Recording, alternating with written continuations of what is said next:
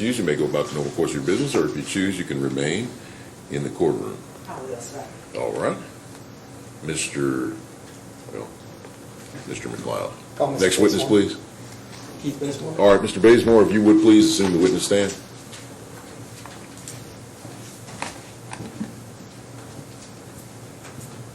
Okay, Mr. Basemore, before you're seated, if you'll please face me, raise your right hand. Swear firm testimony you're about to give will be the truth, the whole truth, nothing but the truth, so help you God? I do. All right, please have a seat there, Mr. Basemore. You know by now, please keep your voice up for the purpose of the record for the hearing of the jury in the court. Mr. McLeod, whenever you're ready, may proceed. Mr. Basemore, can you introduce yourself to the jury? My name is Keith Lamar Basemore. Mr. Basemore, you know why we're here today? Yes, sir. Okay. Now, let me just ask you a few background things. You're from Louisville? Yes, sir. And where'd you grow up? Grew up here in Louisville all my life. Villae West, 7th Street, Clarksdale, and now we live currently at 201 York Street. You have to ask if you're from Louisville. What high school did you go to? Ballard High School. Into Ballard? Mm-hmm. Okay. Tell me about your work experience. Well, I've been a hard worker all my life, off and on. Before I got with Shantika, and my first fiance passed away of aneurysm. I pretty much done worked 2 jobs off and on all my life, and I put 25 years in at University of Louisville, and I'm fighting. Great.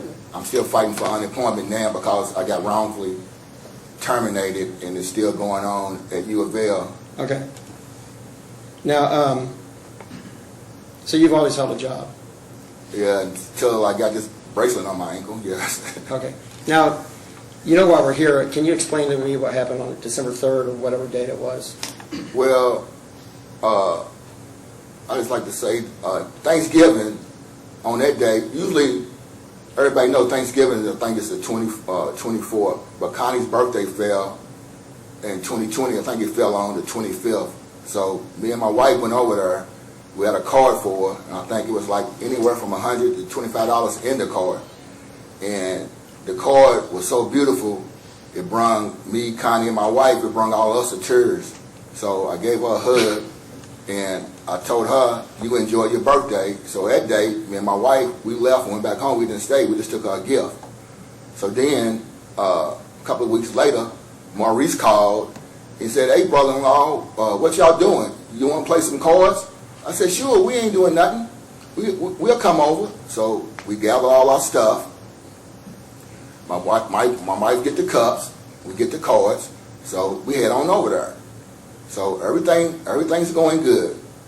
So my sister and me, we had the same type color pair. Now, my mama taught all of us how to play cards. And me, myself, and my sister, my baby sister who's deceased, we taught Shantika how to play. So we was playing cards. So me and Connie, we had the same color pair. So my mama taught us when one person has the same thing as the other, only way for the other person to take the pot is you have to have 2 color pairs. That'll override the 1 color pair. So me and Connie just had 1 color pair. So my mom said, she taught us, you split the pot, because both of you have the same pair. But if someone have 2 color pairs of the same thing, and the other person just has 1, the 2 overrides the 1 color pair. So me and Connie split it. Wasn't a problem. A couple of hands go by. Boober has... Who's Boober? Rondell, my nephew, Rondell has, I think Rondell has... Rondell has color. He has color aces. The ace of spade. Rondell has the ace of spade and the ace of club, I think. My wife, she has the ace of heart and the ace of diamond. So I tell them, I said, well, both of y'all split it because both of y'all got a single color pair, and it's the same thing what just happened with me and your mama. Oh no, this is my sister Connie. Oh no, you cheating for her. I said, what? I'm cheating for her. So me immediately done been through this numerous times with all this stuff. You know what I'm saying? When it comes to my wife, I immediately said, I'm done. I quit. So she get an attitude. I don't care. So I said, let's get our stuff, baby. So we start gathering up our stuff. Then when we gather up our stuff, my sister looks at me and she tells me, that's why I never liked you, never have, and I never will. And that's why you almost died of a heart attack. So I said, cool, Connie, God still got me here for a reason. I'm trying to get my stuff and get out. Now, let me back up a little bit, though.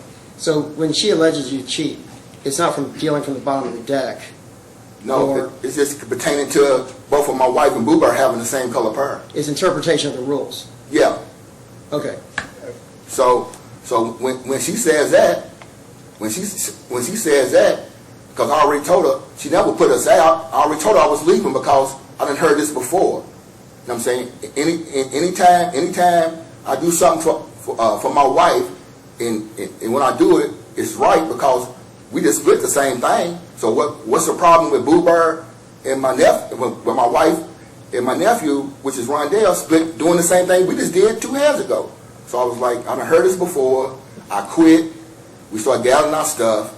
She told me what she told me, which it was hurtful because my sister stood up for me when I married my wife. And for her to tell me she never liked me, and she never have, and she never would, and she knew I had a heart attack and I almost died at work.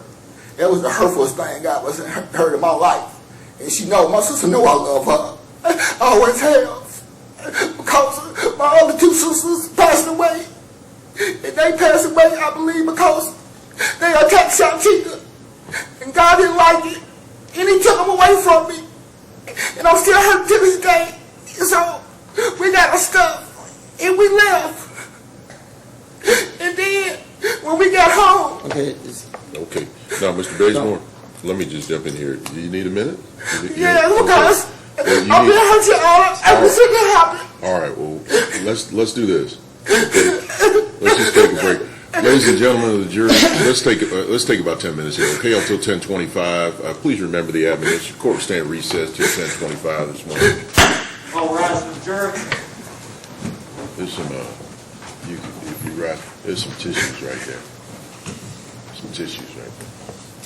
Be careful you step there. There should be at least. Okay. All right.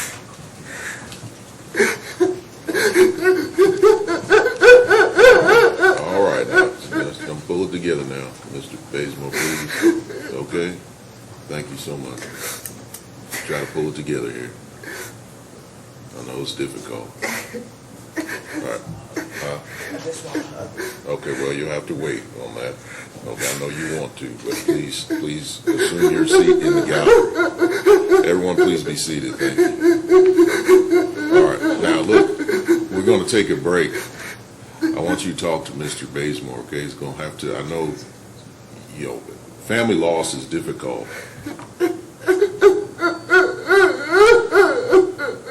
But we're going to have to pull it together and stay on topic, okay? What you are crying, as my understanding is the loss of your siblings. Yes, and I know that's yes, traumatic to you. But listen to me now. I'm listening to you. We're here today to talk about this particular incident that does not involve your siblings. Yeah, okay? I know. So please, I want you, when you come back, I want you to pull it together. And I've never really ordered anybody not to cry in here, but I am ordering you to stay on task, that this case is about this particular incident. And I understand, all of us have experienced loss, okay? And sometimes it overwhelms you. But at this point in time, you're going to have to control it, and you're going to have to channel the focus of your testimony to what this case is about and nothing else. I got you. Okay? So please, I'm not going to have that again. I don't want that to happen because that's going to influence the jury. And that's going to influence the jury. I don't know how it will, but it may. Okay? I shouldn't say it will, but it very well may. And it's not relevant to this case. I got you. Okay? So I'm sorry for the loss of your siblings, number one. I'm not jumping on you because you're upset and you're feeling emotions about the loss of your siblings. But what I'm telling you is that that's not related to this case. And that's not even what Mr. McLeod was asking about. Okay? So please, focus. Mr. McLeod, please help Mr. Basemore during the period of time that ask him to focus on what your questions are and it's about this case, and no more of that outburst in here. Please talk to him, okay? Let's take a few minutes, and we'll be back, okay? We got about 5 minutes, and let's Mr. Basemore, you can step down, and your wife want to hug you, that's fine. You all can do that outside, but please, when you come back in, pull it together so we can get this testimony done. Thanks. I got you. All right.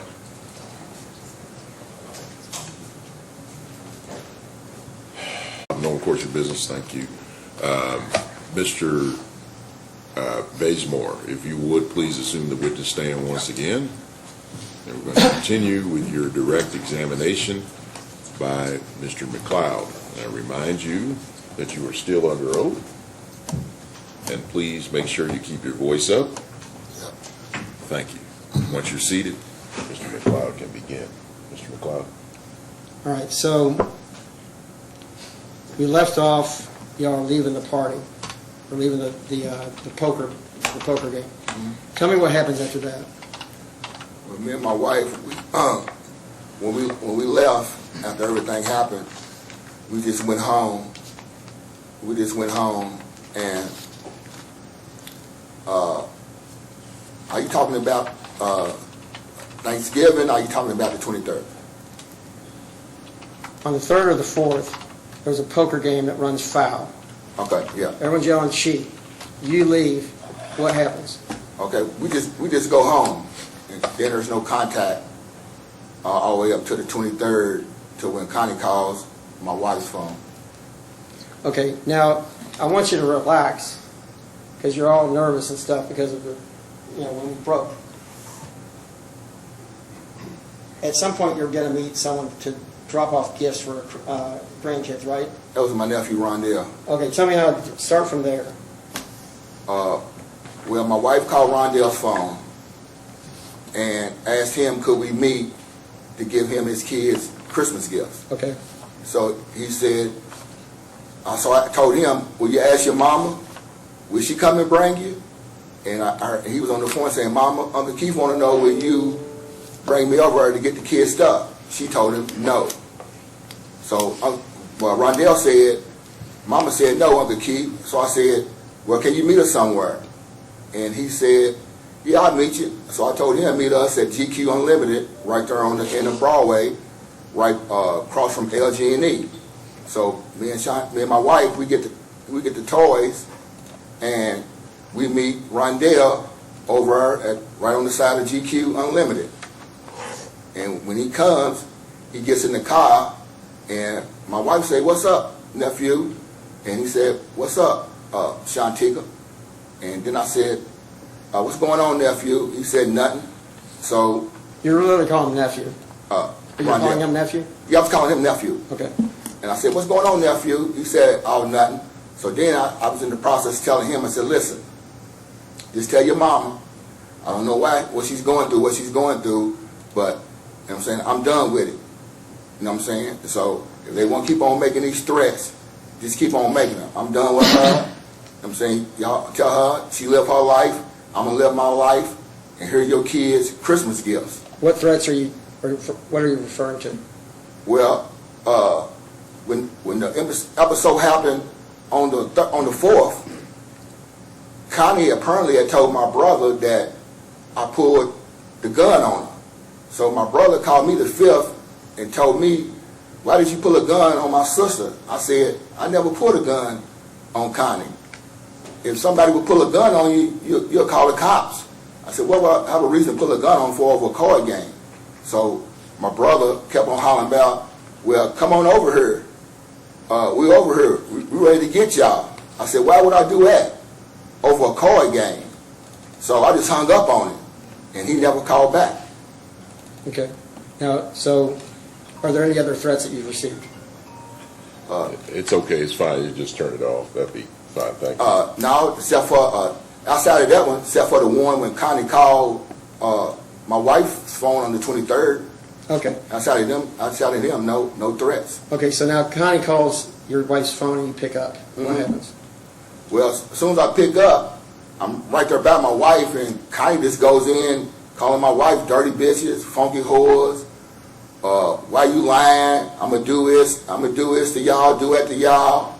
And then I say, it's not Shantika, it's me. Then she goes, fuck you too. And then I was like, huh? Fuck me too, over some cards? So we going back and forth with each other. So then she hangs up. So me and my wife, we just looking at each other. And then my wife was like, we're going over here because this just don't add up. Everything just been fine for the whole 2022 year. It's almost the holidays. Then over some quarters and dimes, all this is going on, so it didn't add up. So we got our stuff and we went over there and we tried to talk to her. Okay, and what happened? So when we get over there, Shantika pulls in and park. So when we park, Shantika calls her phone, but she don't answer. So we just sit in the car, wait 3 or 4 minutes, nothing happens. Shantika says, baby, we don't know why she tripping, and we don't know why she acting like this. Let's go on back home. I said, pull on out. Let's go on back home. And that's what my wife does. As soon as my wife backs out, she goes this way. We going left to head on out the way we came in to go back home. As soon as we get past, I think, the 2 trucks that was right there parked beside our car where we was at, she comes to the door and she hollers, where y'all going at, bitches? Come on back. Pow, pow. So me and my wife, we kind of like do like that in the car. I get out of the car, I grab my weapon, and when I come behind the first truck, next to the second truck, I ask Connie face to face from about, I'm in the street, Connie's probably at the doorway, I might just a little bit about far from you. I said, why are you shooting at us? She said, fuck you, nigga. Pow, pow. And then when she did that, I had no choice but to defend myself, and that's what I did. I pulled up my pistol, and I returned fire. Okay, now, did you approach her house while shooting? No, I was in the street. I never got on the curb. Or nothing. This is the curb. I'm in the street. I'm in the street by the 2 trucks, and Shantika just stopped right when we was backing out, trying to leave out. Her car is right past just the other 2 trucks. Okay, you didn't go and throw away your gun. No, they retrieved my gun from the house. Right, so you didn't get rid of anything that you used that day? No, sir. I didn't touch nothing over there. I didn't touch nothing. And you cooperated with the police when they were there to get your guns? And yeah, when I came back, when my wife came back with the bank, my wife and my friend, we came back from the bank, and they was at my door, and they said, are you Keith Basemore? I said, yeah, I'm Keith Basemore. They said, turn around. So I turned around. They put handcuffs on me. I had my Glock 23 in my pocket, were visible, and they took that. Then the officer asked me, do you mind if we go in the house to talk you out of the hallway? I said, sure, I have nothing to hide. Come on in. So. yeah. Okay, now you never called her outside of the apartment and said, hey, we're out here, I'm out here, come out? No, sir. And it's Shantika that called? Shantika called from inside the car. Okay. I don't have any more questions, Judge. All right, thank you. Mr. Abney, you're ready, you may begin. Yes, Your Honor. Thank you. Okay. Good morning, Mr. Basemore. Good morning. So, you purposefully shot your gun in the direction of your sister, is that right? Oh, self-defense. With the gun that you had in your hand, you pointed it purposefully at your sister, correct? You weren't No, trying sir. to point at, you weren't trying to point at anyone else, right? No, when I defended myself, my gun wasn't pointing at my sister. I just fired back because I didn't want to hit my sister after she shot first. So, when you fired back, you saw the pictures that we've entered throughout the trial. There's various bullet impacts inside of her kitchen, right? Yeah. So you fired back in the direction of her home, right? After she came to the door and fired first, I shot to the left of her toward the kitchen area, the sink area, the refrigerator area, and I think where the kitchen table was, because she was right there at the door. Okay. So it wasn't an accident that you pulled the trigger, right? You pulled the trigger on purpose? To save my life, Yes, sir. And you knew the gun was loaded, is that right? I'm not gonna go nowhere with an empty gun, sir. Okay, and this is you call it a pistol, but it's got rifle ammunition in it, right? It's got the 7.62 by 39 millimeter ammunition.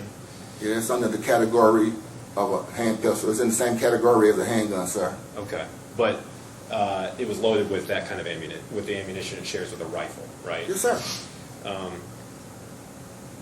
So you pointed the gun and pulled the trigger. You knew that the bullet coming out of the other end could hit your sister, right? It could, but I wasn't trying to hit it with none. But it could. It's what it's supposed to do. You were trying to get it really close to your sister. Is that fair? No, I was trying to protect my life after she shot at us. Okay. Point blank, after I asked her, why are you shooting at us over some quarters and dimes? That's all I was trying to ask her because it made no sense. You put our life in jeopardy over some quarters and some dimes? Okay, so let's talk about the card game. The way you describe it and the way Shantika describes it, you basically confirmed that yes, there was a dispute at the card game. Yes, Okay. it was a dispute. And you gave a lot of information to Mr. McLeod about the rules that were broken and how exactly it went down. So you still remember it very well, right? Yeah. Okay. And you also said that statement that your sister made after this dispute broke out was one of the most hurtfulest things you'd ever heard in your life. You ever saying that to Mr. McLeod? Yes, sir. Okay. So you're upset. I'm more so, I'm hurt and I'm disappointed. Not so much upset, it's just hurt because she was in the hospital with me when I had the heart attack, so it was just hurtful for her to make a statement like that. Okay. But when you were talking about Mr. McLeod earlier, you got extremely upset. That's clear, right? I wasn't upset, it's just my emotions about everything that's going on got the better of me. And I apologize to the jury for that. It's just my emotions got the better of me because what we're talking about and what I'm testifying to. Okay. So is it fair to say that if you're getting that upset about it 20 months later, you were probably pretty upset at the time as well, right? Not on no quarters and dimes, no sir. But the statement that your sister made, you said that your sister said that she never liked you, that she wishes you died from a heart attack. Isn't that right? No, I said, what she said was, she never liked me, she never have, and she never will. Then she said, that's why you almost died of the heart attack. And I told her, God still got me here for a reason. And I got my stuff, we started collecting our stuff, and started leaving up out of our house. She never said get out. I told her I was going to quit, and that's what I did. We got our stuff, and we left the house. And my wife was getting her stuff. I was already outside Connie's house, waiting for my wife to come to the car. You spend time with your sister, you've known her your whole life, right? My sister, you know what I'm saying? We got a bond that don't too many brothers and sisters have. Okay. And so when she says, I'm sorry, say it one more time what she said about the heart attack. Say it again. She said, when I told her I quit, I got her from the table, and she said, that's why she was still sitting at the table, but I was up. She said, I never liked you, never have, and I never will, and that's why you almost died of the heart attack. Then I said, God still got me here for a reason, Connie. I told my wife, get our stuff, and let's go, and that's what I did. Okay, and you did suffer from a heart attack, I guess, in the past, is that right? I had a heart attack at work in 2017. Okay, and I'm sorry to hear that. I'm sure that was a very challenging time for you, is that right? Well, it scared me a lot because it was just out of the blue. It sounds, someone that says that's why you had a heart attack, that's someone that's not really being nice about that very serious thing that happened to you, right? To hear from your sister that you done loved all your life is very hurtful. Okay, and it was hurtful at the time, right? Yeah. Did you think about it after you went home?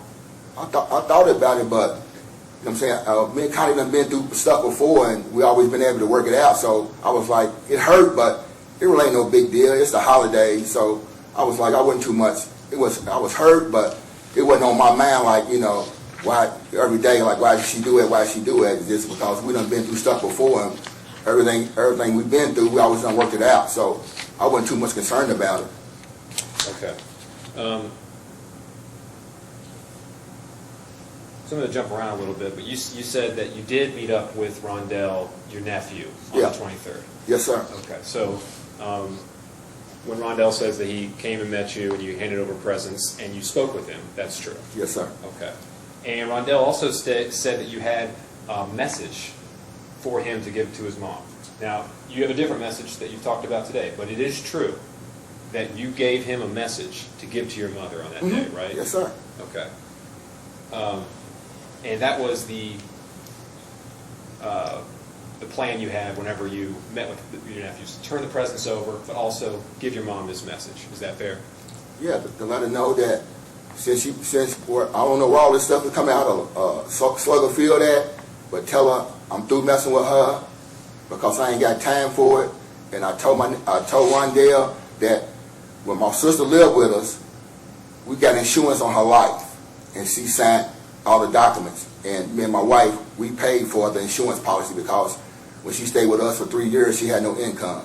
So we took life out insurance out on her. So I told Rondell, if your mama want to keep that policy that we have for her, tell her let me know, then she can just keep on paying the premiums and she'll have life insurance on her because at the time she had none. That's what I told him. Okay. Then, So you remember clearly on the 23rd when you met with Rondell that you discussed the life insurance policy on Connie Basemore's life. Is that fair? Mm-hmm. And you brought that up in the car that day? Mm-hmm. How long was Rondell in the vehicle, would you say? He wasn't in there long. Anywhere from probably maybe 10 to maybe 15 minutes. It wasn't that long. Okay, so you greeted him when he got in the car. Shantika greeted him when he got Well, in the my car. wife greeted him first and said, "Hey, nephew," and Rondell responded, "Hey, Shantika." Okay. Then I said, "What's up, nephew?" He said, "Nothing." And you gave him the presents. Well, we talked a little bit because I told him about if she wanted to take over the policy, I would give her the policy, that she keep on paying the premium, and she'll have insurance on her. Okay. Then I told him that tell your mama, since whatever she's going through, because I don't know what she's going through, because everything in 2020 for our family had been just fine and dandy. Now all of a sudden, from the 4th of December until the 23rd, all this occurred out of the blue. It don't add up. Okay. So Rondell didn't bring up life insurance, right? No, I told him about the life insurance because I know Connie. So when she turned this into it being about my wife, you know what I'm saying, I knew I was trying to cut ties. That's why I told Rondell about the life insurance if she wanted to carry on with it, because I wasn't going to bother Connie, and I didn't. From the 4th, I didn't talk to Boo Bird, I didn't talk to Rondell, I didn't talk to Paul Basemore, I didn't talk to Maurice, I didn't talk to Connie from the 4th all the way to Connie called my wife's phone on the 23rd. We never heard from them. We didn't have a text them, nothing. Okay, so but Rondell did not bring up life insurance. You brought it up first. That was my question. Is that Yeah, fair? yeah. Okay, I told him, yeah. and she needs to have her life insurance straight if she wants it to get paid out right, correct? Well, she needs to have life insurance if something happened to her and her kids are not able to bury her. Right. If she keeps the policy going, something happened to her, they can bury their mama based on the kids that Okay. she put on her policy. We just pay the premium. And I'm not trying to be funny, but that also includes if she gets shot in her home, right? If she gets shot in her home. No, life insurance needs to be paid that out. don't include that. I'm just trying to inform my nephew that if she want to take the policy over, where if something was to happen, she can have insurance on her. That was my concern.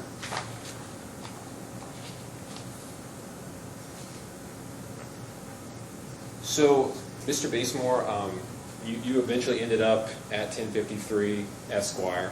You've been over this a couple times with your wife, Mm-hmm. and eventually the shooting occurred. Yep. Were you invited, in your mind, to come over by Connie Basemore? No, sir. I wasn't invited. Was it actually pretty clear that she was upset with you? I can't say how clear it is how upset she was with me, but in my mind, I'm always over my sister's house, so it wasn't no big deal to me Okay, well, you said that to go on the over and phone try to call talk she to said, her. I'm going to do this and that, and part of my language would fuck you too, and she used an even nastier language than that. Mm-hmm. So it's fair to say that She's not on friendly terms with you at that point, right? Yeah, but it's my sister, so if it's somebody in the street, it's different. It ain't the first time we done had cussing words toward each other in our life. So to me, that's just our brother and sister cussing out each other that through our life that we done been through. Okay, did she tell you, please come over? No, she didn't. Did she say, we're having a party tonight, do you want to join? No, she Okay. didn't say So come you were over not- and we having a party and all that stuff. No. Okay, so you were not invited, correct? And you had just a couple hours earlier told your nephew to tell her that you don't have anything to do with her anymore, right? It's that same day that you're going over there with your AK-47 style gun, right? Yeah, when she called my wife, if she hadn't never called, if she'd have called my phone, sir, in the dispute between me and her, I never would have left the house.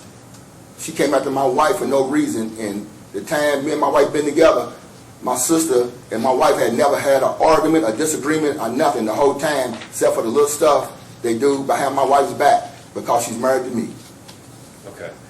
And you listened to your wife testify earlier, right? Mm-hmm.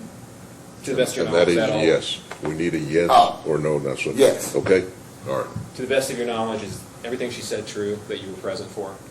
That's in my knowledge what I was present for. I know some stuff she was real nervous because she gets upset real quick, but when stuff's going on, But when she describes under oath today, this is what happened, yeah. that's what happened, right? And to my knowledge, yes, sir. Okay, you don't disagree with any of it. No, sir.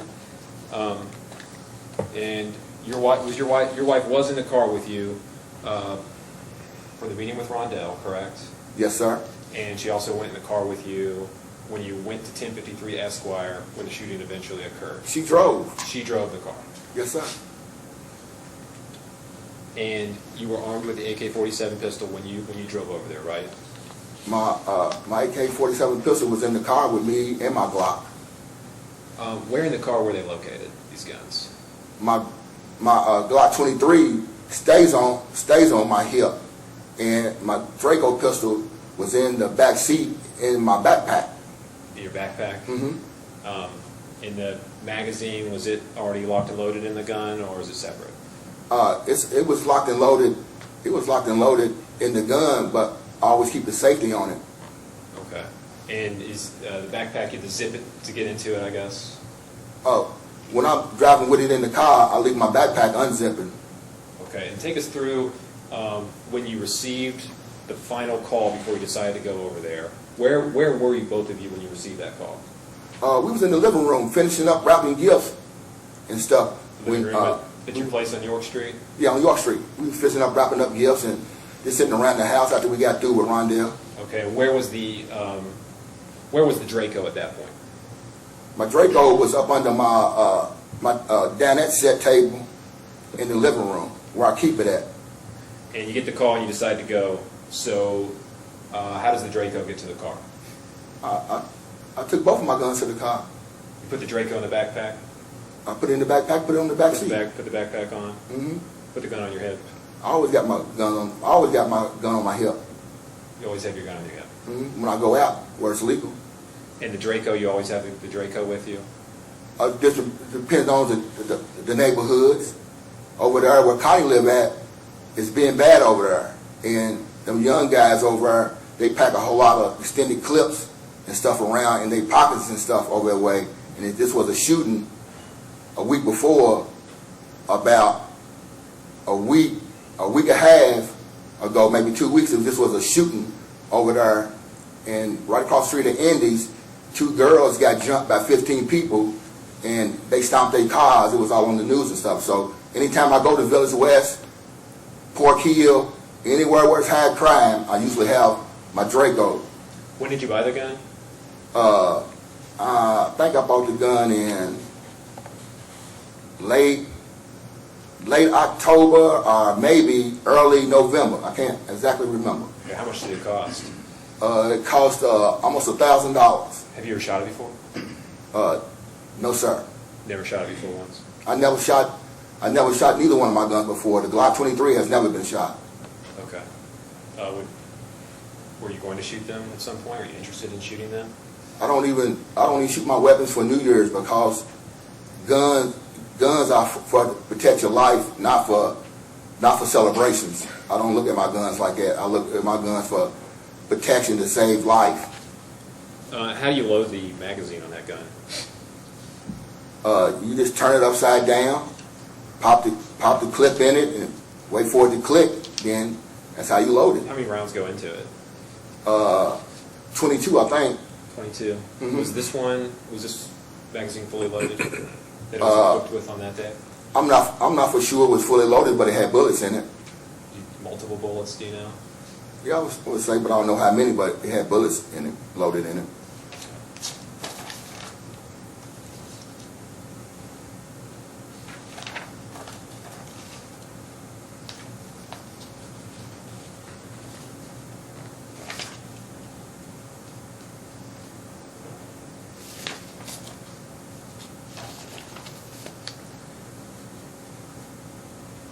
So you heard Shantika testify that after the shooting took place, you went back to your place and you sat in the car. Is that true?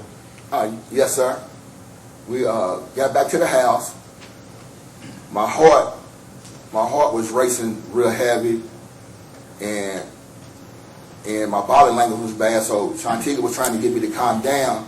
So we took 10 to 15 minutes for me to gather myself, and then Shantika made the 911 call, and we were still outside when she made the call. When the incident happened, we never went into the house. We stayed outside after Shantika made the call, and when they stated they was going to send somebody over for a statement, me and Shantika sat it in the car until waited on somebody to come, but they never sent nobody. So about almost close to 3 hours, we just went on into the house. And for that 15-minute period, though, you heard her say that you guys didn't talk about anything in that 15 minutes. Is that true?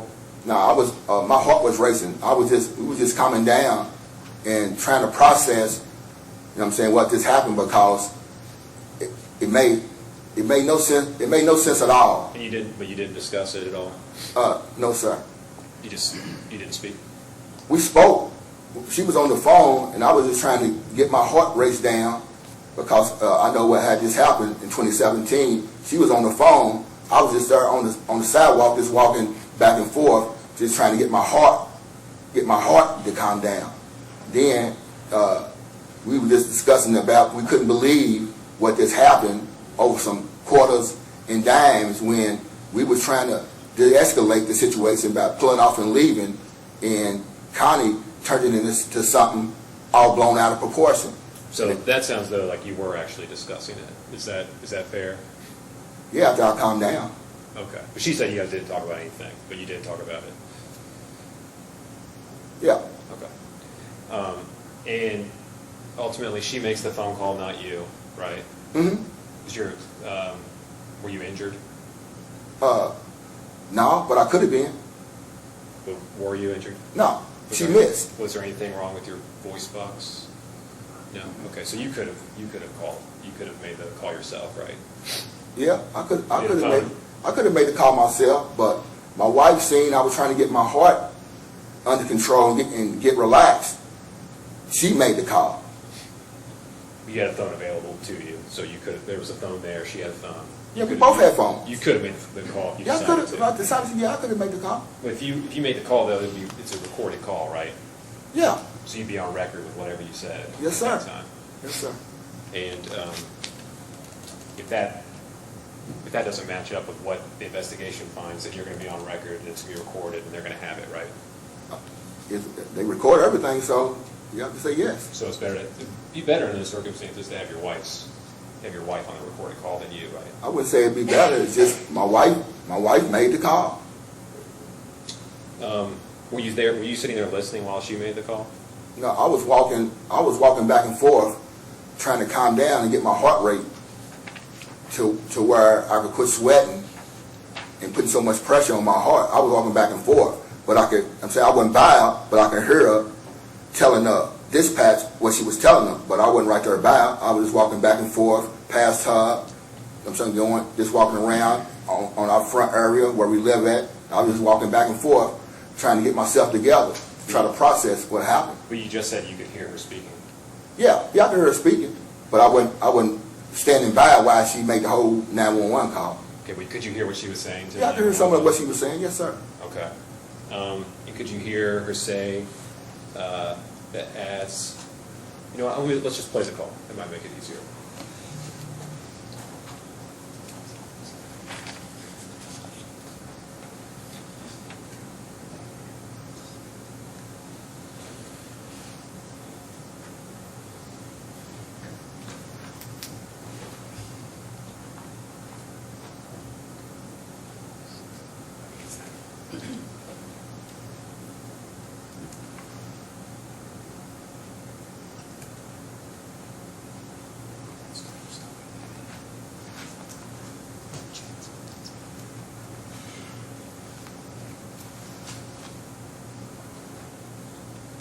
What's the address of your emergency? 911, operator Sheffield, what's the address of your emergency? 201 York Street. What's going on there? Well, I was calling, my husband was out and about and his sisters got to threatening, and as he was riding by, she shot at him. So that was a shooting that was happening there. There was one. Okay, so when you were standing by while she made this call, so when she made that statement that as you were riding by, Connie shot at you, that's not true, right? When I was riding back, Connie shot at me. No, that's not true. Right. So when she made that statement, you're standing nearby, she says that to law enforcement, you're standing within earshot. You didn't jump in and correct her, right? No, because like I said, I was walking back and forth on the deck. So all what my wife was telling 911, a whole lot of it I didn't even hear because I'm trying to get myself together because of my heart rate. So a whole lot of that she told 911, I pretty don't know pretty much nothing really what she said, but when she made the call, because I'm walking back and forth on the deck. So a whole lot of what she told 911, I have no recollection of except knowing that she called. Okay. So you've just been involved in a shooting, and that's the first you know that's getting reported to law enforcement, right? Yeah. That's going to be pretty important, what's said to law enforcement, right? Yeah, it should be. Because you just fired a gun 9 times. In self-defense, yeah. Right, but it's a shooting, so it's very serious, right? I would say so. Would you be interested to know what your wife says to law enforcement in a recorded call? Well, I would be interested, but really not so much because when you in a situation like that and you nervous, sometimes you really not gonna understand what you telling the dispatch because you're nervous and you just reporting what you're reporting.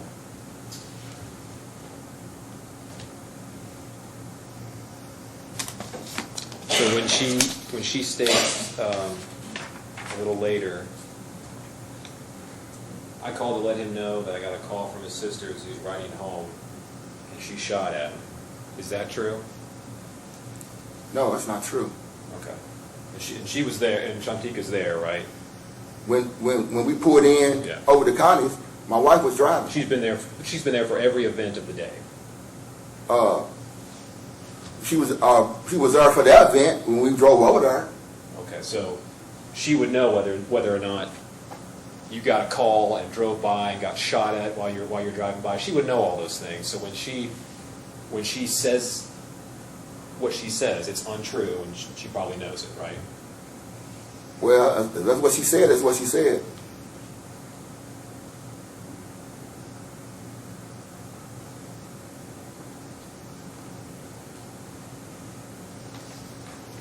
You guys waited about 10 or 15 minutes to make the phone call to 911?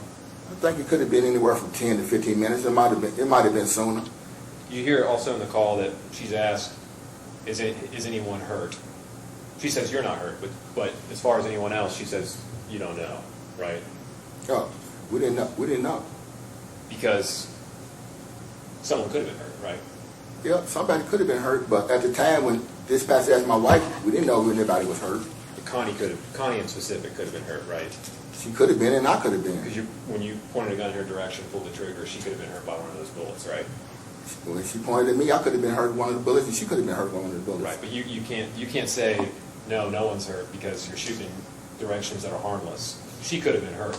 Well, I'm not shooting in the direction that's harmless. I'm just defending myself, sir. Would you agree that one bullet from this gun could have killed her? Any bullet can kill you, sir. And this gun in particular, one bullet could have killed her.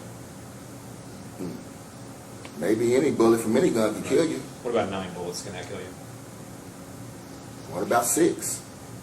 Is it likely to kill you 9 bullets from one of these guns?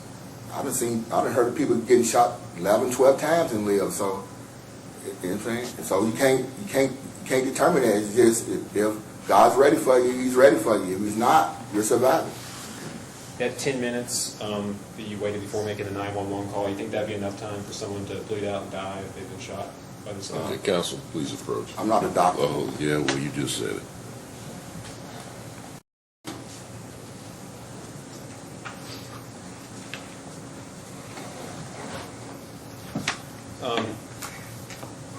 Let's take it back to the moment when you started pulling the trigger on your gun. Where exactly were you standing? I was in the street. There were various cars in the street. Can you say where you were standing in relation to the other cars? When we was pulling off, and Shantika was parked. When she stopped, we was just ahead of the 2 trucks. One truck here, one truck here, and we just a little bit when we was leaving out. When we was parked in the parking lot, we were about right here. So when Connie came to the door shooting, I got out of the car. So when I got out of the car, I ended up at the end of the first truck in the street. Okay. And so you started where were you when you first pulled the trigger? I was in the street when Connie shot at me first, and I returned fire. Right next to the car that you just said? Yeah, it was the car of the truck. Okay. And the second, third, and fourth shots, where were you when you fired those shots? I was still in the street. Did you move at all from that position? No, I just stood my ground because she just emptied the clip. So I just stood my ground. How many shots do you think you fired altogether? I can't recall, sir. I can't recall. I just know when she emptied the clip, I just returned. We would both pow, pow, pow, pow, and I wasn't trying to count bullets. I was just trying to save my life. Okay. Was it more than 5? Could have been.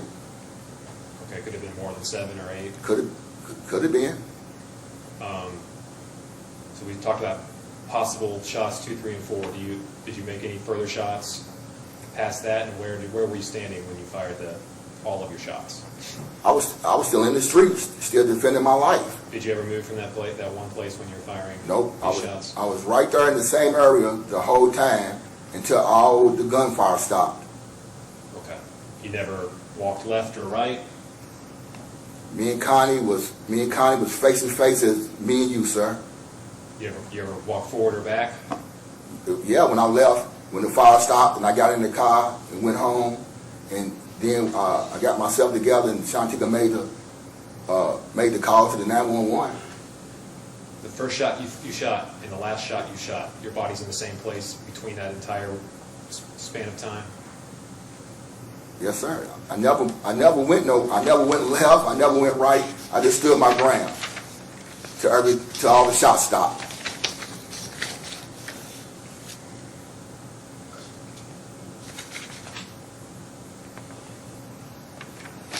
Do you have a life insurance policy on your nephew? No, sir. What about your brother Paul? No, sir.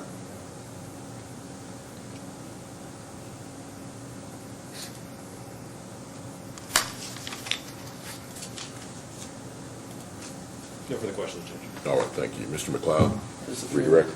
You may. You're 56 years old. I just turned 57 May 31st of this year. Okay. So you've been in plenty of arguments with your sister.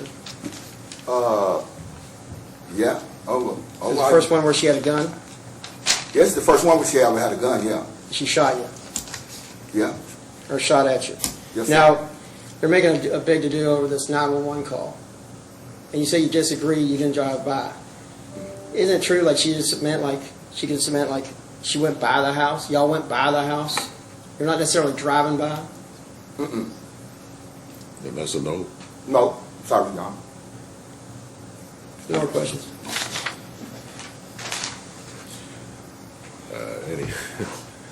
Any recross? No, Your Honor. Okay.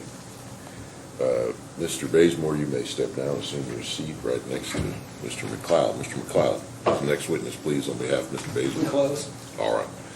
Ladies and gentlemen of the jury, the defense has rested this case. Mr.